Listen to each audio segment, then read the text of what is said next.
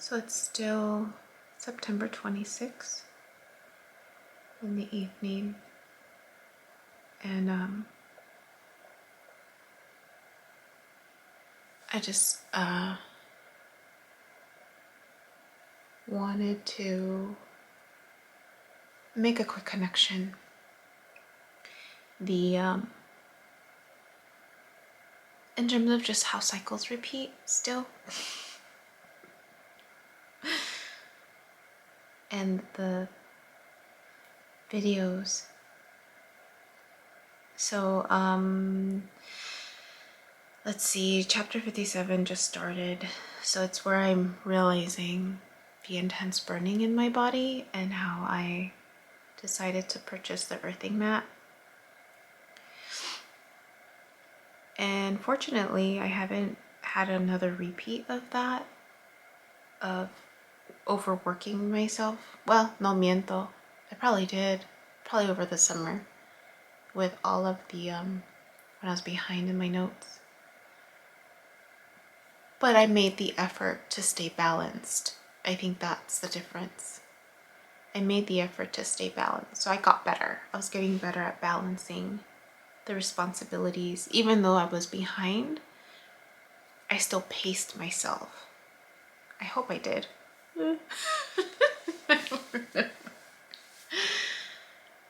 But at least now, with this cycle that's starting, I'm a hell of a lot better at pacing myself.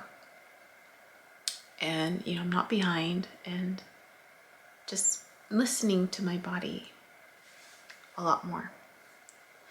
So that actually happened to be the theme today with my clients, is listening to the triggers, listening to the changes in your body, and how,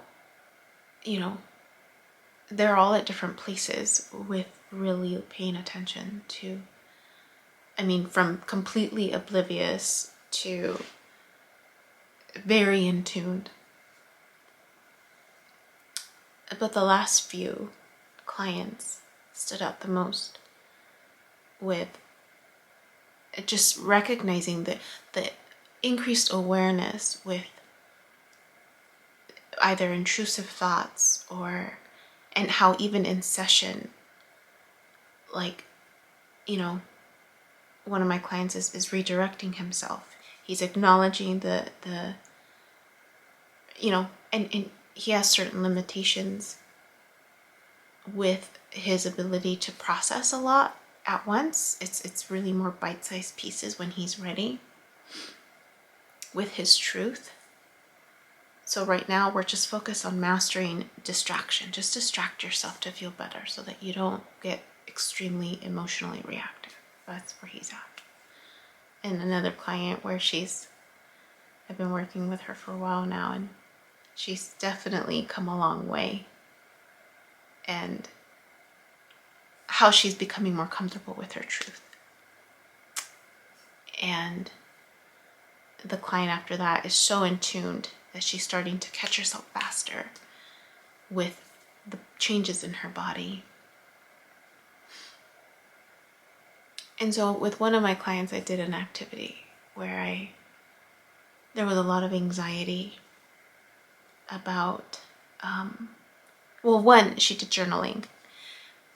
She's implementing a lot more journaling because she's realizing what comes out afterwards. And so she's like, can I read you what I wrote? I said, sure. So she's reading and she's like, oh my gosh, I can't believe I said this. She's shocked at herself. Listening to herself read her words. That I guess in the moment she was just, right?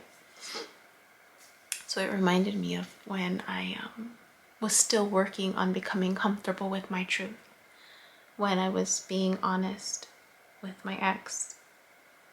When I had that realization that I wasn't happy where I was at, and how much I had given to the relationship, wanting to change him, wanting to fix things, and realizing that I just couldn't, right? Finally giving up and saying, like, I'm done, right? Me rindo. Like, I need to, I didn't know what I wanted, and all I knew was that I just needed to be honest. And in that process of just being honest, the words just flew out of my mouth. I can't be here anymore. I can't do this anymore. And I was so shocked at myself that these words were coming out, because that was not planned. And I had no plan. And I remember that freaked me out. That terrified me, that I didn't have a plan, and I just knew that I just couldn't be here anymore or be there anymore. And then that just was another layer, like the buildup before that moment of like, what am I going to do? Like, this doesn't feel good anymore. Like, I can't keep living in this manner. And the whole week that I cried myself to sleep, didn't sleep in my bed. And I lied and I said that I was working late when I really wasn't. I was just crying myself to sleep on the couch. And then when that finally came out, I told him, like, I don't know where that came from. Like, I don't have a plan. Like, that was not part of my plan. But apparently it's becoming my plan. And then after it happened, the first night that I was alone in my apartment, like, I felt like I could breathe again. I felt like I felt free. I felt, it was an incredible feeling. So with my client, this is a client that I tease her about, like, I'm like, the first day that I met her, her truth came out. And then after that, she kept disregarding what she had said and justifying why she was staying in certain relationships. And it was across the board, across all areas of her life. And so slowly she's been letting go of certain things, and there's been more relief. I'm like, okay, there you go, right? So it's come down to the relationship that she first said she couldn't do anymore. And now it's becoming more real, right? She's let go of a lot of other stuff, so now she's ready to address this one. But she didn't know what to do, so I said, okay, let's do an activity. So I said, I want you to just take a deep breath, relax yourself, get comfortable, close your eyes even, I said. And I want you to just pay attention to your breathing and how relaxed your body is. And I'm going to say a statement, and I want you to pay attention to any changes in your body. What changes? What do you experience when I say this statement again? So just breathe, listening to me, right? Inhale, exhale, and I'm modeling it with her. So then I say, stay with so-and-so. I say the name. And all of a sudden she's like, and she's like, I feel stuck, I feel tension. I said, okay, shake it off, shake it off. Take a deep breath in, release it, get relaxed. I'm going to give you another statement. And I want you to do the exact same thing, just pay attention to the changes in your body. Okay, so we do that for a little bit just to make sure she gets her baseline again. So then I say, leave so-and-so. She's breathing, leave so-and-so. And she opens her eyes and she's just like, I felt a little bit of tension, but it was different. I said, tell me more. And then she said, I felt more of a nudge to do that, is what she said.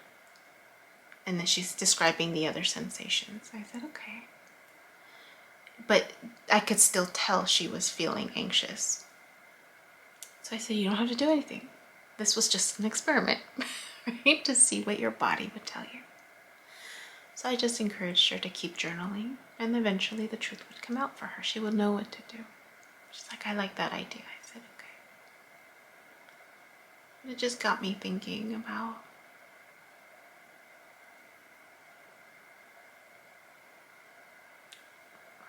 just how I wish I had that, you know. How I wish I was taught that. Like how different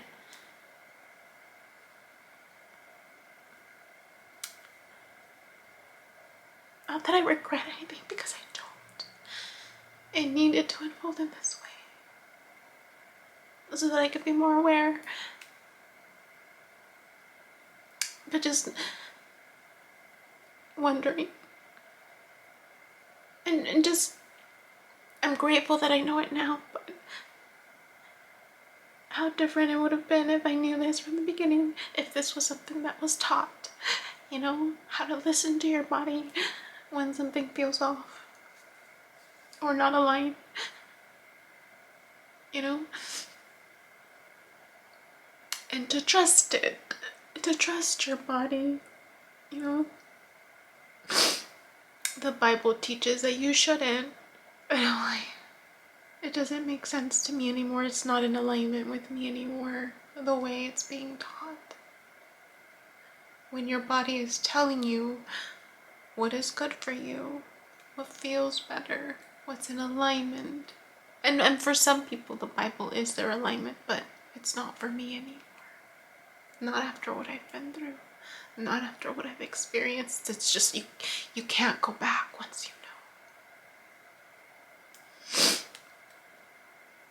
know. This feels better. This feels more aligned. And it feels good. It feels good to be able to trust myself through this process.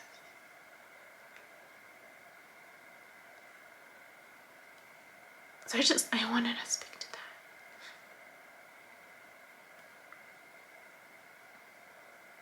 that. Where I am now in terms of my body and